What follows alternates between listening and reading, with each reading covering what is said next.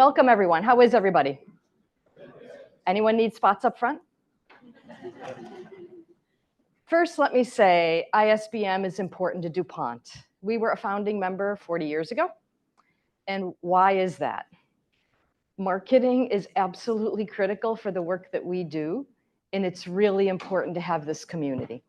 By show of hands, who is a cousin of DuPont? Do you know what I mean when I say that?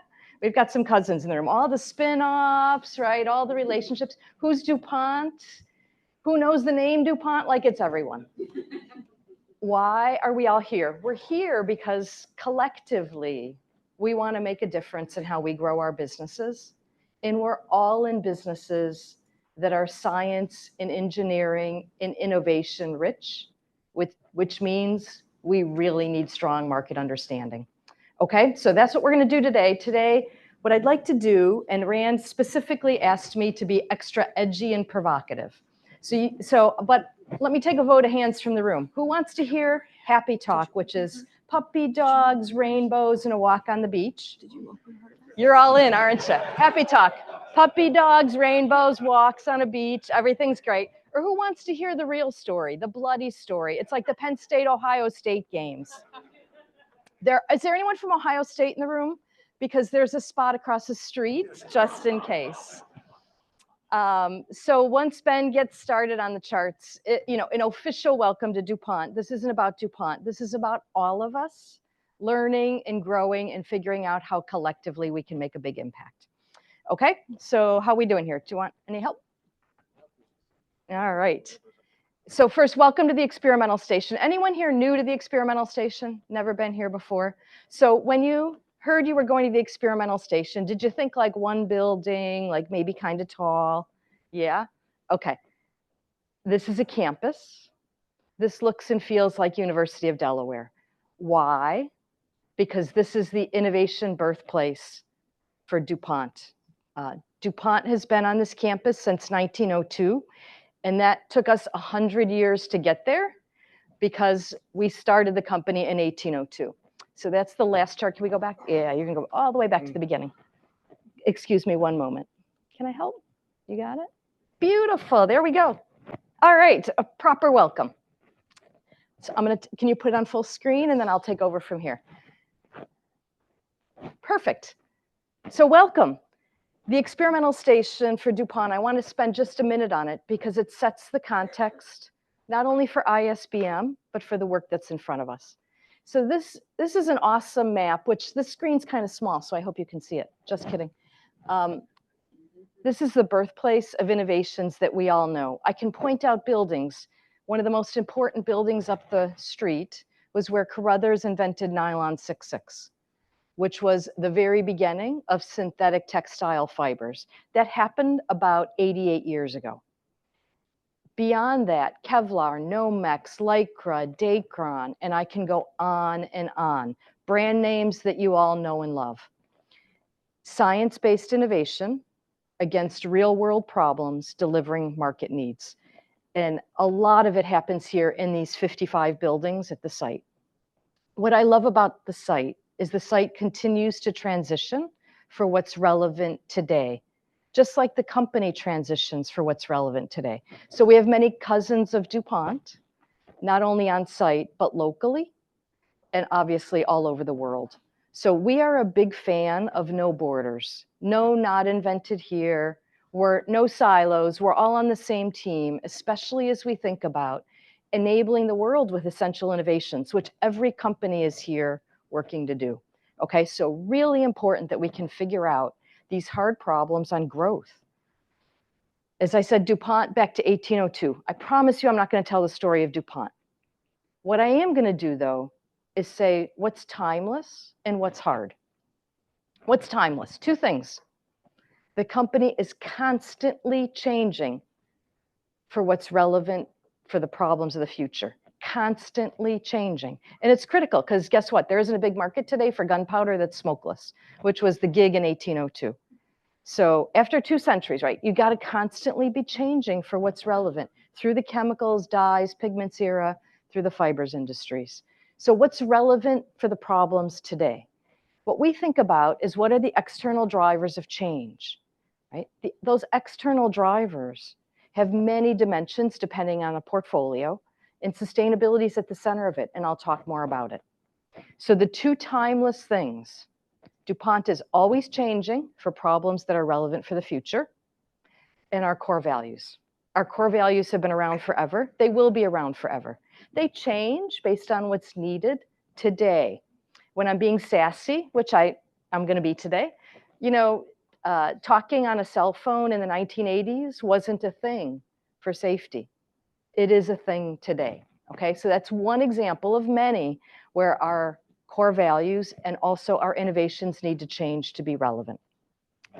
I've had a front row seat for the last decade of the tremendous transformation of DuPont. It is a completely different company, and many of your companies continue to transition. It's normal. People talk to me, oh my God, there's all this uncertainty and change. And I'm like, you know what? DuPont started in 1802, that whole Civil War thing and World War I and World War II. Like, let's not get worked up about tariffs. Let's not get worked up about what's happening on is ESG still relevant or DE&I. Keep our eye on the horizon. We are all companies, I'm sure most publicly traded, and I'm unapologetic that we've got owners who want to see a return. So what's our job? Our job is to deliver value versus our purpose and to deliver growth. And that's what I'm going to dive into today with my partner, Lakshmi, who's sitting up front. We'll introduce Lakshmi a little bit later. He and I will do the Q&A together. But I'm going to fast pace through why is it so hard, right? Like, shouldn't this be easy? We've been doing it for 2 centuries. How hard can it be? Let's talk about it. I firmly believe that all future value will be created at the intersection of innovation, sustainability, and digital, with an inclusive culture at the middle. I absolutely believe it. It might be a bit different for each company, but this applies globally. And today what I'm going to do is I'm going to walk through each one of these quickly and tie it back to the importance of market insight, and therefore the importance of marketers, because none of this happens because we're sitting around thinking about what to do. It happens because the world's constantly changing and has new needs and new drivers. Okay, no one talked about NVIDIA a decade ago, but now I don't think any of us can get through the day without ChatGPT. How does that affect our business models? How does it affect value? So I'm really clear on what that means. Let me start with innovation. Innovation for DuPont, always 2 things, important and valuable market-backed problems. Not just important and invaluable, not happening. Valuable and unimportant, let's pick an industry. The marijuana industry, valuable, not aligned, okay? So I'm being again sarcastic, valuable and important problems to be solved. So the way that we think about that, and the way that we've thought about it for a long time, is what I call the innovation algorithm. The most important work that we do is picking the right problems to work on that are aligned with the portfolio that we have today. It is the hardest work. So how do we do it? The way that we do it on the left, this is the where to play choice. What are those customer needs? It has to start with the market. The customer needs, important and valuable problems, but they're typically science and engineering based. High barriers to entry, intellectual property, complex value chains, standards driven. That's got to be the algorithm. What's the inverse of it? If it's super easy to do in commodity, it's not for us. Okay, so we've got to pick the right problem. And we pick that because we've got deep market insights in the industries that we're in. We're normally number 1 or number 2 in any one of our industries. So we should know what the problems are. And importantly, we need to be able to then evolve our capabilities, evolve our portfolio, evolve the way that we think about markets, evolve our partnerships in order to deliver, right? Go out and buy companies in order to deliver on the problems that we want to solve against our purpose. So very clear algorithm. At the center being application development. Really, really critical. So what does great look like? Again, when I go see our CEO, today, Lori Koch, very recently, Ed Breen, they asked just one question. Gave you $500 million a year in R&D. I want a higher return faster. It's just that simple. That's the nature of the discussion. Higher return faster. Budgets aren't going up, at least not here. Anybody's budgets like skyrocketing? Yeah, I'm seeing smiles. Not really. So what does that mean? You've got to get a higher return on what we're already doing.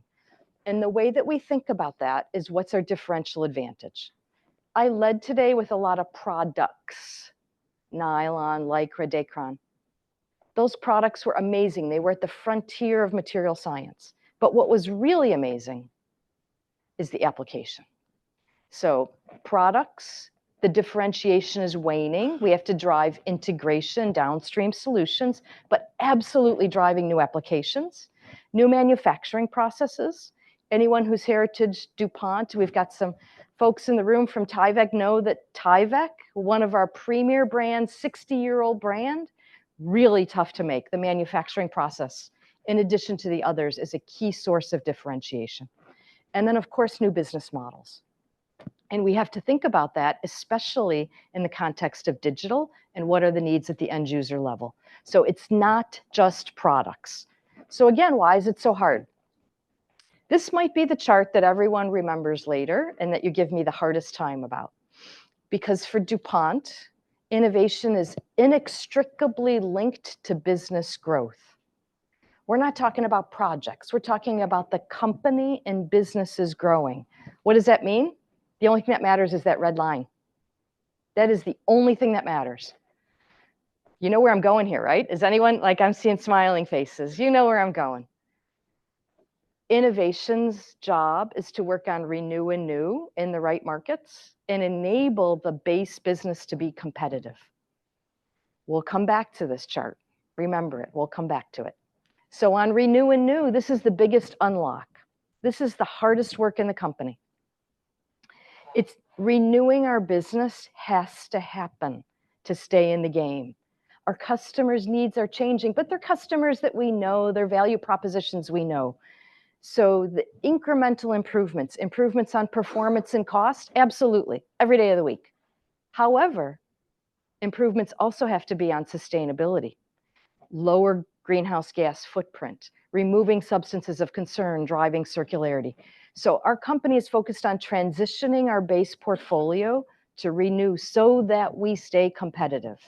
It is absolutely critical. Renew investment, per the graph I just showed, it's hard to show a big return on that, right? And I'll show you how we talk about it. But it's absolutely critical to keep a healthy core, because guess what? New is where all the big growth comes from, but you can't do new without a healthy core. So new is how we grow into adjacent markets. That's where the big upside has to come. And that is absolutely the hardest work. It's easy to renew, and renew delivers great returns. So for DuPont, we pick the areas strategically that we're going to invest in. I'll tell you what's really inconvenient. The world has not organized the problems around our org structure. Super inconvenient, right? Like, what's up with that? So we call things innovation platforms. Doesn't matter. What matters is market back. What are the strategic areas of investment? Strategically, accessing capabilities wherever they are, inside the company, outside the company. Problems to solve, these are the where to play, and then the how to win is assembling capabilities. And we're clear on how we're winning today, and we're clear on how we're winning in the future. The most important part of this is to know, A, it was an important problem, in needs-based segmentation versus next best competitive alternative along the value chain in order to deliver this. And anyone who knows me knows I'm going to get t-shirts made with that on it. Needs-based segmentation versus next best competitive alternative along the value chain to deliver this. This is the work that needs to be done. We're very clear. What are we investing in today? What do we need to invest in for the future? Our teams then work really hard to deliver this. What this also means is there are a lot of things that we're not doing in these spaces because we don't deem them the criteria for the innovation algorithm. And we can't do the peanut butter thing. Can't happen. Okay, so very clear on what we need to work on. And I've just given a few examples, not all the details, but the point is very clear. The where to play is absolutely critical. And we have lots of good examples of how we win in that. But it is hard, and we need bigger returns faster. Okay, it's hard, but lots of examples, including new business models up here, where applications, products matter in big industries. I still haven't answered the question. I've walked into Lori and Ed's office and they've said, bigger returns faster. Okay, so all I've done is say, here's what we're doing. What I haven't done is say, what's next? So the first thing is, what are the choices? We just went through that. The real unlock, though, the choice is the most important. Let me say that. The most important. In other words, when we get it wrong on the choice, it's a bad situation from a return and delighting customer perspective. So a lot of emphasis on getting that first piece right, which is where marketing plays an enormous role. Enormous role. Differential execution is absolutely critical. And it's something I'm really proud of that DuPont has done just a great job of. We've got our emerging innovation network in the room. We've got strategy and business leaders in the room. This is super critical for us. So let me talk more about that. This is rigor. This isn't puppy dogs, rainbows, beach. None of that. This is rigor. On the choices, we've already talked about renew and new. But on differential execution, let me ask the room. Is it different to work with customers and value chains you know versus ones that are emerging, that are changing, that are evolving? Is it different? I see some nods. Yeah? You agree? So therefore, we cannot do one size fits all. There isn't one process for innovation. I insist on the following. First of all, in Renew, we've got to drive productivity. Again, this is stuff, we've been making these products a long time. We know these customers, we know these value chains. We've got to use the very best tools to drive speed, to give higher impact on Renew. A lot of our investment, more than 70% is aimed at Renew. It delivers a fantastic return, but it often doesn't deliver growth. Back to my first chart, we can talk more about it. New is critical. New are areas where value chains are changing, needs are changing. Markets may or may not know what they want. There might be alternates to get to the same solution. I'll do a deeper dive in a few minutes on how do we drive learning plans to make sure that we can de-risk quickly that investment choice so we drive. That's really winning. That segmentation of new and renew, including metrics that support new and renew, is critical. And critical for our marketing teams to be distinguishing. A marketing plan for renew is completely different than a strategic learning plan for new. Completely different. And then enabling future capabilities, ones that everyone in this room should be nodding on. We got plans on all of these. Still haven't answered the question. Are we growing fast enough? So how do we look at growth? It would be super unfair to look at growth from innovation only, because who cares? There's only one thing that Ed and Lori care about, and one thing that our business leaders care about, and that is the business metrics on the top, right? That's the accountability. So the key question is, what's the role of innovation in delivering that? And we have a very clear process of linking what I call the innovation investment reviews, which link what is the delivery of innovation on renew and new, so that it can be added into the business financials to see if the business needs to grow. Let's just be silly for a minute. If the business needs to grow, let's pick a crazy number, 10%, just to be nuts. If the base is fading 5%,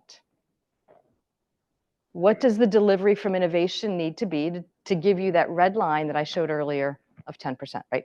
We're talking big numbers, and that's big numbers on the top line while you're renewing.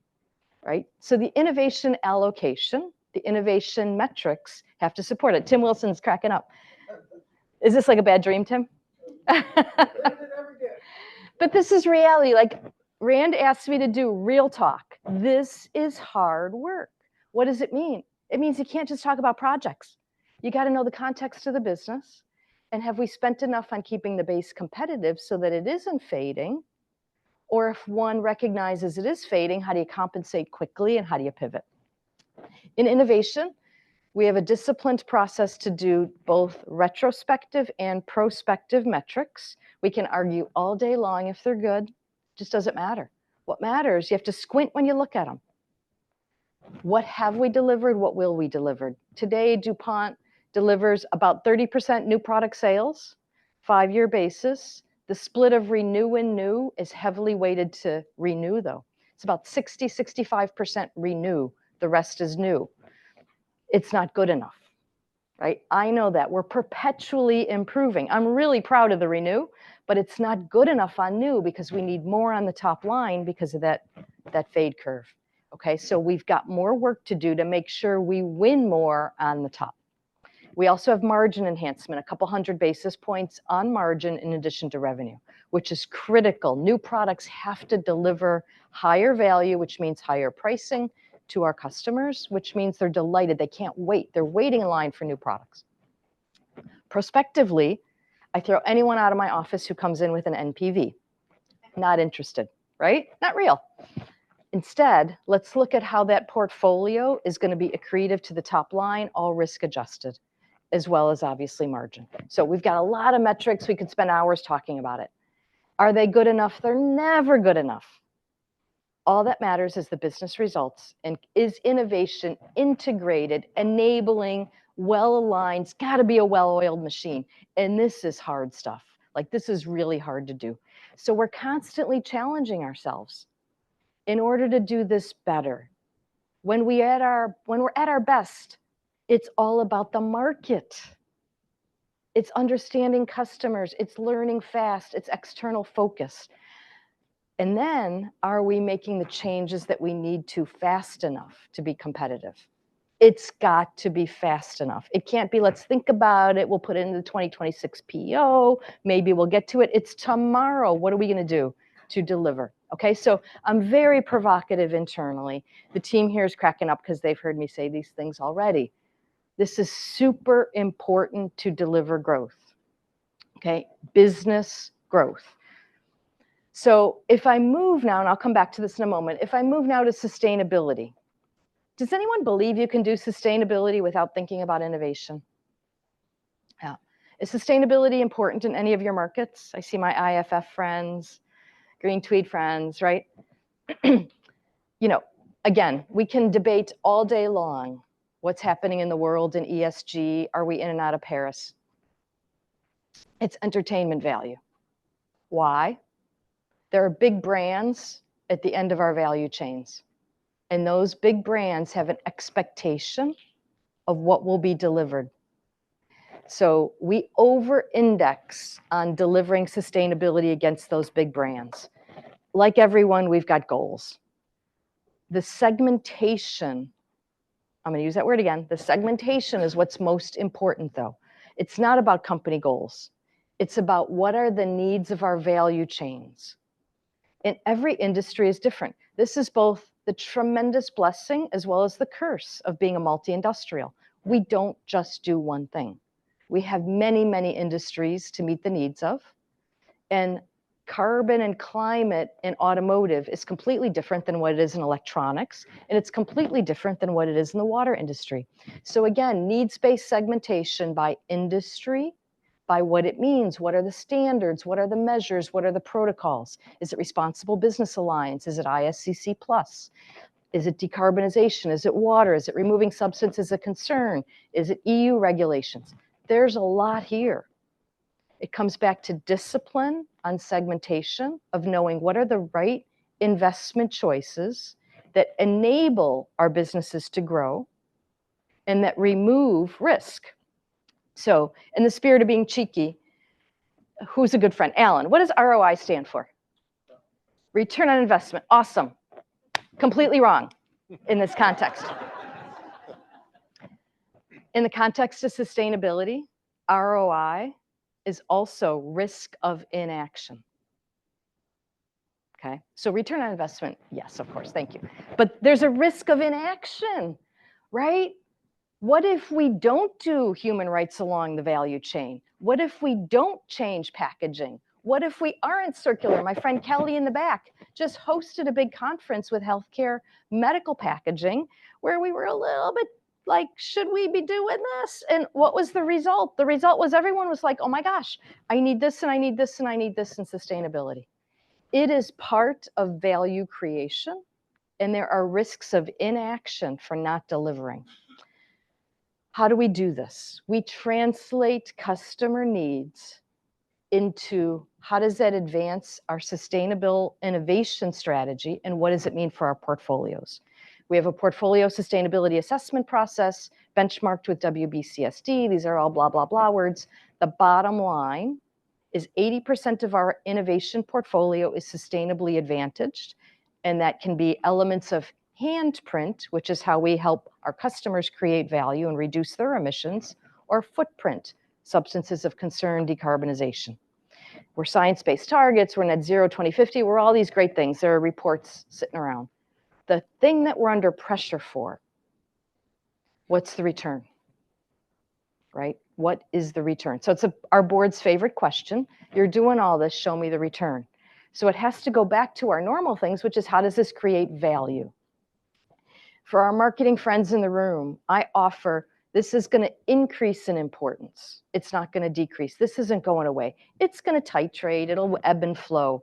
But at the bottom line, consumers, maybe even our kids, this is really, really important stuff. So we have to get it right. So I offer to everyone in marketing, we need to understand carbon fluency and therefore sustainability fluency in the same way that we understand our business financials. So there isn't a business leader who couldn't walk in this room today and talk about price, cost, and therefore economic value. The same needs to be true on carbon. Handprint, what's the impact that's delivered along the value chain in reducing emissions? Footprint, how is the asset reducing? And therefore, what is the sustainability value that's created? I know you think I'm nuts, but it's real. Let me give an example from our water business. This is an award-winning product. We sell RO membranes. You'll see the tour later. Right next door is our innovation center. You'll get to touch and feel products. All this will come to life. I'm not doing any of that today. It's not about what we sell in the product, the carbon footprint of the product, all right? We know what that is. Embodied carbon, what goes out, if you think about it, like I think about all of our little products have a backpack and they've got a bunch of carbon in them, right? And they're walking along. It's not about reducing only what's in the backpack. That's kind of uninteresting. We sell like gazillions of these modules into all the end users. It's enabling our end users to reduce their operational costs, to reduce their carbon footprint. We can quantify it. We get paid for it. Why? Because we continue to invest in better modules through innovation that change the elements, change the spacers, change the design. And we can do end user monitoring with digital to understand performance. Again, product, application, business model, innovation, sustainability, and digital, all creating value. Really important. This is the future. We've got to do it well. This is an example with carbon. We've got many examples. My colleague in the back, Randy, can talk about examples with removing things like PFAS for our litho products. And what does it mean in an industry that's driving really hard, okay? So there's a lot in sustainability on value. Please, from a marketing perspective, we cannot ignore it. This isn't a disclosure topic. There are plenty of disclosure topics on sustainability. That's not what this is about. This is about what are the needs of our customers. 101, customer needs and how do we create value. Okay, digital. Anybody fooling around with digital? Anybody thinking about it? Anybody worried about it? Yeah, a lot of people, yeah. So digital isn't new, but man, it's ramping, whether it's on the productivity side or the value side. I would say this is emerging for DuPont. I'll give a couple of examples.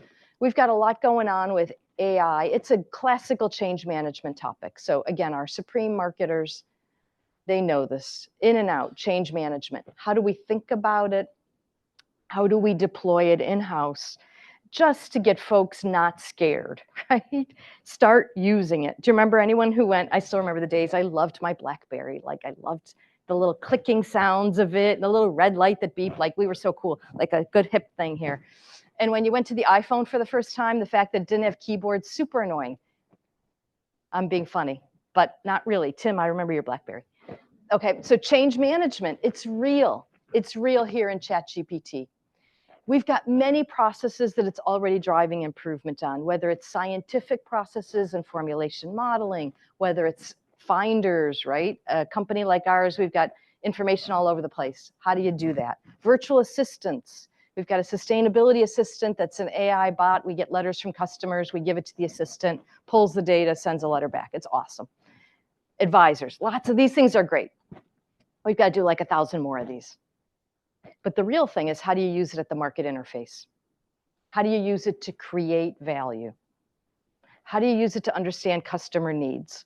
And we're emerging. We've got a lot of pilots. We've got experts in the room who've been driving this. It's really important to figure it out. And we're learning. We're experimenting. It's like a good scientific process. Learn, experiment, figure it out. And it's going to get better over time. And I offer there's a risk of inaction here if we're not doing it. Right? If all of our competitors can better access customer needs, market needs, segmentation, and drive it, right? We got to think about it. So again, I'm being really provocative around how do we learn, how do we do this faster and do it at scale. So clearly in digital, it's all about insights to accelerate growth. The productivity stuff, like everyone's got that. We got it down, under control. There will be a lot more to be done. Insights that are differentiated, that are unsocialized, that help us create value. That's the winning formula. Nothing happens without people. Innovation needs innovators. My job is to lower the barrier for innovators to innovate and to have them do it seamlessly and easily. So put all the DE&I noise aside. Innovation needs a challenging, inclusive environment. Needs an environment where there's questioning, where there's input from multiple sources, right? We all agree to that. That's been historical. I mean, back in the old days in DuPont, like when we were inventing Lycra, innovation might have been a chemist and an engineer together. That might have been inclusive. Today, it's obviously a lot more extensive, but I'm being funny. We need it. We do a lot in the company around purpose, experience, and opportunity with our colleagues. We're not homogeneous, and we drive that, not because it's puppy dogs, rainbows, beach. It's not that. It's about value creation, right? This is the way to win, to have diverse inputs, to challenge, to drive faster. We know that, especially in innovation, a vibrant culture matters. These are our 2024 Lavoisier and Peterson Award winners. The Lavoisier wall is behind me. People like Carruthers, right? People like Stephanie Kolick, whom invented Kevlar, right? These are Lavoisier winners. We honor and shine a spotlight on success. It's a part of the culture, including getting folks together. But innovation cultures have to have discipline.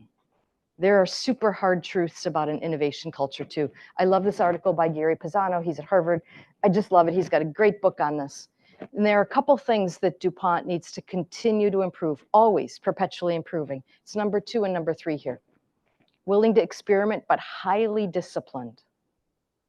And number 2 is psychologically safe, but brutally candid, right? This has to be true. So let me give an example. I'm so pleased David Bland is here. David leads Precoil. David's been a partner with us for multiple years on a journey to figure out how do you do this, experiment and highly disciplined, because that's the critical unlock for all new innovation. So with David's support, we've done desirability, viability, and feasibility. If you squint, it's like real win-worth, but it is absolutely getting at what are our customer needs, right? And how do we make hard decisions based on that?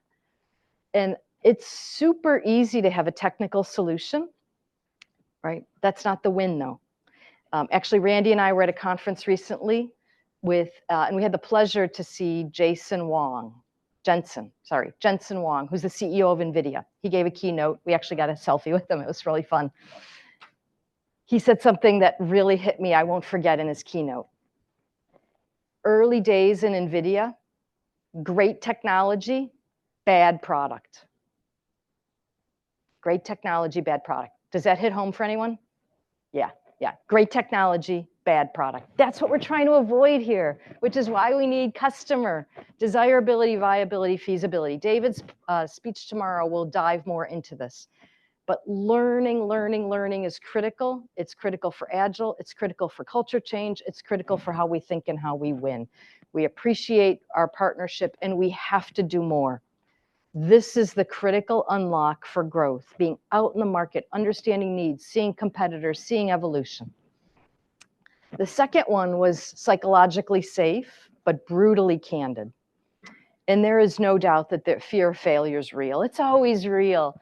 So Dead Projects Day is something that we've been doing for a long time. We've got many colleagues in the room who supported it last year. Kieran and Lindsay ran this process. It's a celebration of learning from failure, and it destigmatizes failure.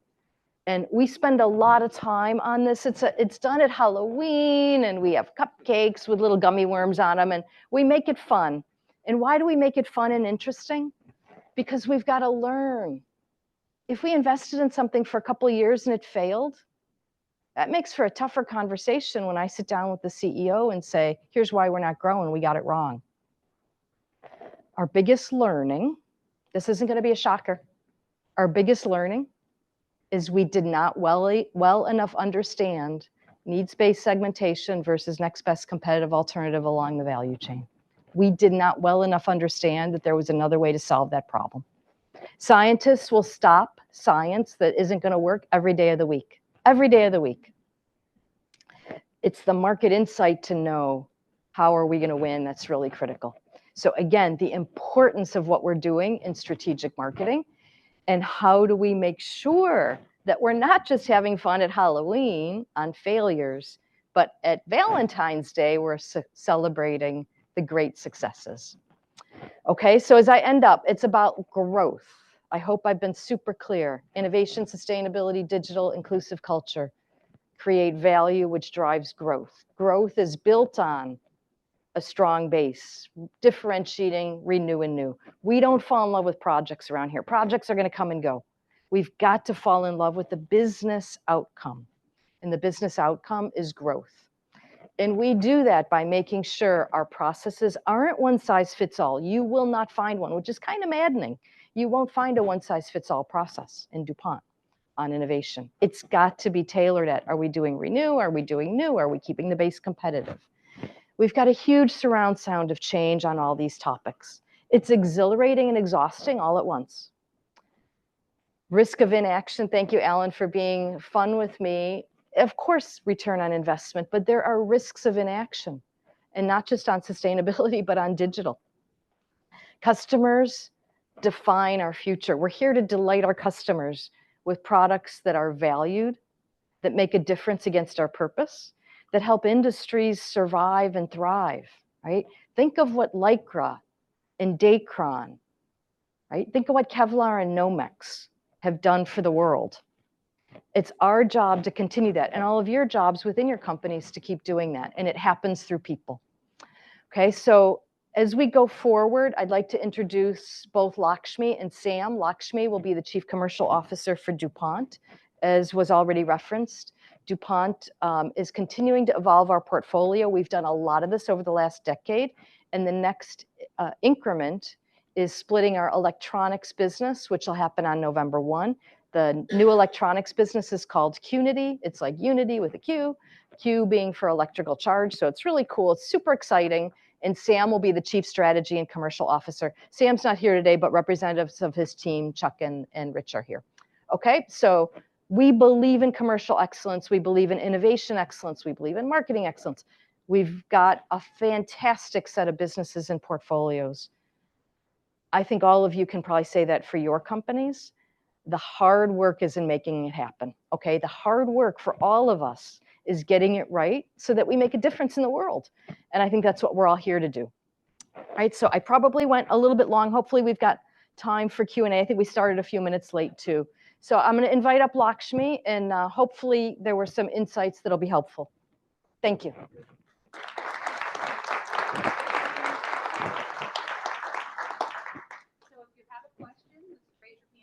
There'll be a speaker on your table that you can ask a question from.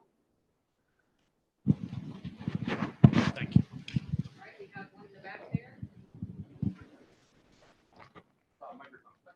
Just push the button.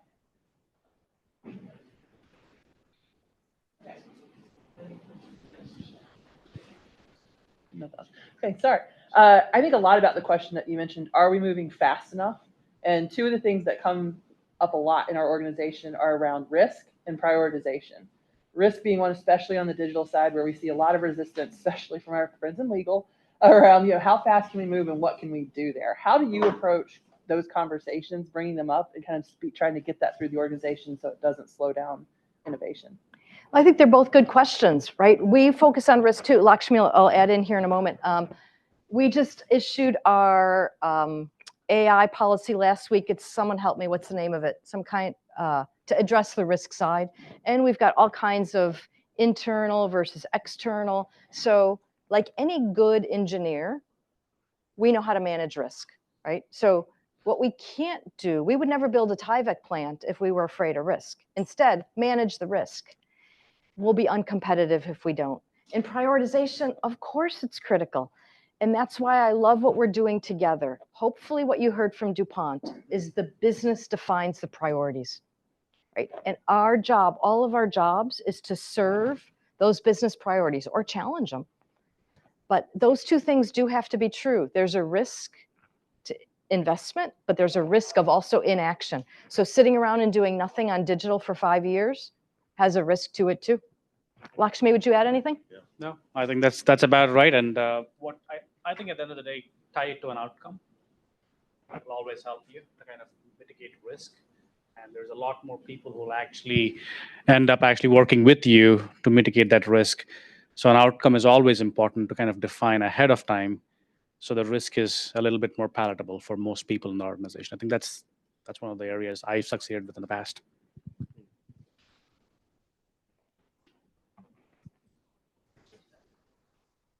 I did. I first want to say thank you. I think there was like a 10-minute section. We often get the big question of, does sustainability still matter? People ask us at ISBM, companies do.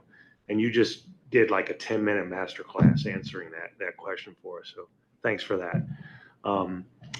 The simple question though, how does DuPont define the difference between new and renew categories of innovation?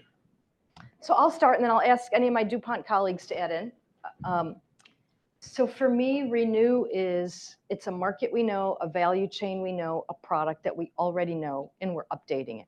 So I'll give an example from Kelly's business. Kelly leads our Tyvek business in healthcare and medical, and we just introduced new renewably attributed products in her business. So is it an innovation? Absolutely. Did it cost money? Absolutely. Are they customers that we know and love?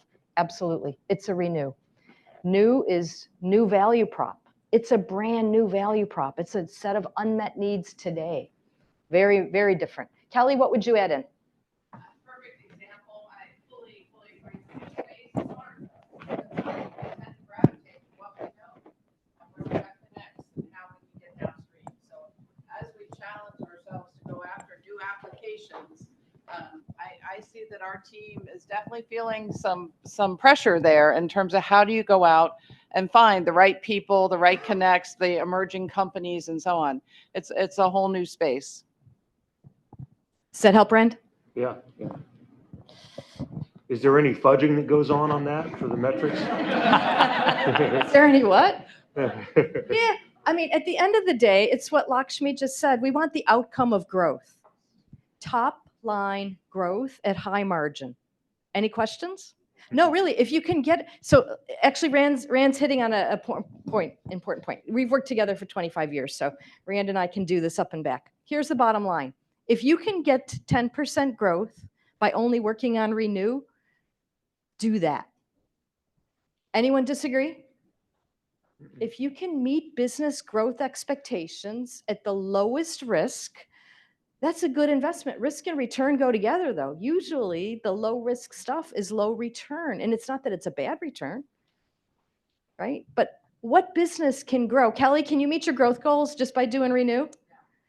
Like, Kelly would love that. Like, wouldn't we all love it? My IFF friends, can you meet your growth goals by just doing renew? You wouldn't be just like you've got a new parent now, right? That wouldn't happen. Go ahead. Talk in the microphone. We've got folks online, so they want to hear you. Thanks. Was it a joke about the MPV, or were you serious? Was it a joke about the MPV, or were you serious? On new projects, What's most important, so renew, I'll separate. On new, NPVs are dumb. Here's why. It's a 10-year future forecast model built on uncertainty after uncertainty after uncertainty. Instead, what we do on new is what David is going to talk about in the morning, which is what's our learning plan? Where's the risk and desirability? Where's the risk and viability? Where's the risk and feasibility? Since our last review a quarter ago, has the risk lowered and how, or has it increased and how? So it's all about de-risking. NPVs, who's ever had an NPV that looked awesome? Hockey stick, 5 years later, there's zero revenue. I'm being sarcastic, but I'm not. These are painful lessons. Sometimes, and no comments, sometimes we even build big manufacturing plants for those NPVs. Right? You can't laugh either. Just kidding. But let's get real. Today's about getting real. And enough is enough. Our companies, all of us, need to be really good at this so we deliver growth. Lakshmi, please add in. No, I mean, I think NPV is a metric, but I don't think you can build your future bets on NPVs. I mean, it's just not sustainable to do that. You can look at a number, but you know your teams are bringing back the NPV you want to see. IRRs and NPVs can be fudged very easily.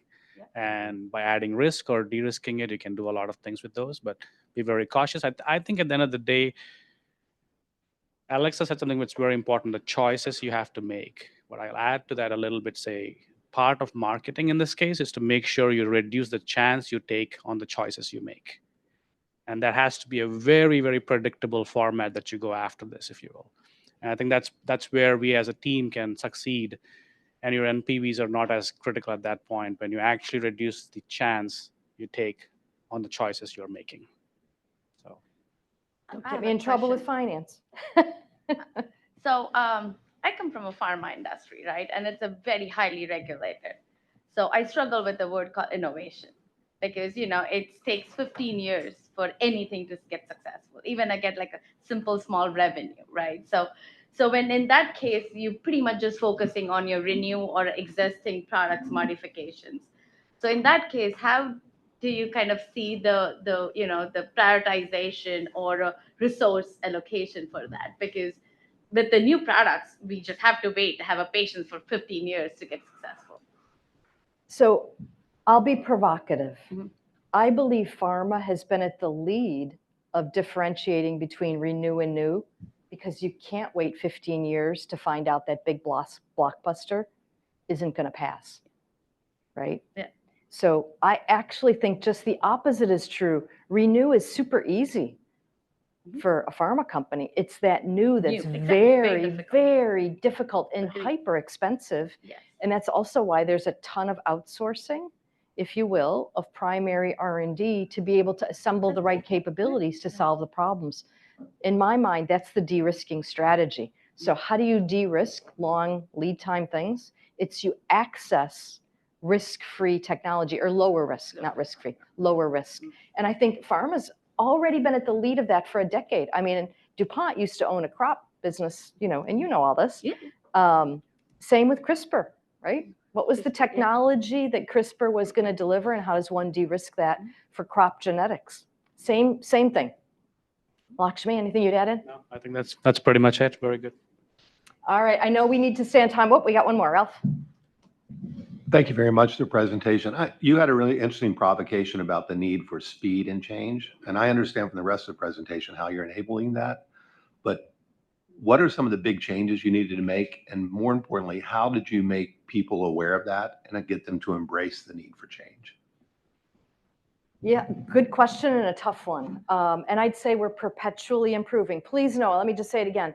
Everything that I talked about, it's still not good enough, right? We've got to always be improving, and speed is a tough one. I'd say as we're getting to be a smaller company, from the top now, there's clarity on we need to have speed, which means processes that are fit for purpose, data visibility, insight visibility. Back to the question around prioritization, right? Prioritization. That gives you speed because you're not working on 50 things. These 3 are the most important. So I think our whole company is rallying around what's the imperative that we need to deliver, and what does great look like in doing that? And are we actually being great, or are we using tools from the 1980s? That's one of the other reasons that we're here. Are we using tools from the 1980s? You're laughing at me, but these are like, I ask really hard questions, right? Or how are we incorporating digital workflows to get speed and productivity? In the science world, it's easy, right? One of the examples that I flew by, we got over 100 times productivity by introducing better visualization and computer modeling tools into our workflow. Easy. How do we do that from a market perspective? That's, I think, a challenge for this group. So for everybody here, are we faster? Are we 100 times faster in market insights than we were before? Okay, only 50 times faster. So help us. No, that's fair. I think one of the topic is for speed is simplify. Push your teams to be simplify across the topics they bring to your table. I think that's with all the cumbersome nature of our systems that we have in place. Some of you are used to mainframes. Maybe some of you are used to SAP, which is very old. But anyways, data and insights are difficult. A lot of what we see today is information, not insights. So when something comes to you as an information point, be persistent to say no to information. Ask for more insights. This is how speed happens in an organization, in my mind. So a lot of information that shows up today, but that is meaningless until if it is actually a meaningful insight for action. So I'd always push for insights more than information. Ask your teams to be data savvy, and that's what's going to help you through the speed part of it overall. Let me just say thank you again. I've been with DuPont almost 35 years. I'm a super proud DuPonter. The legacy of innovation tied to markets, tied to what matters to the world is really important. And I think for all the cousins of DuPont and extended second and third cousins, I think all of us together need to make a difference. And it's critical that we host these. And I absolutely love that ISBM's here, and we've got a strong Penn State contingent too. So thank you. Thank you guys a lot. Great, Thank you, Lynn. Thank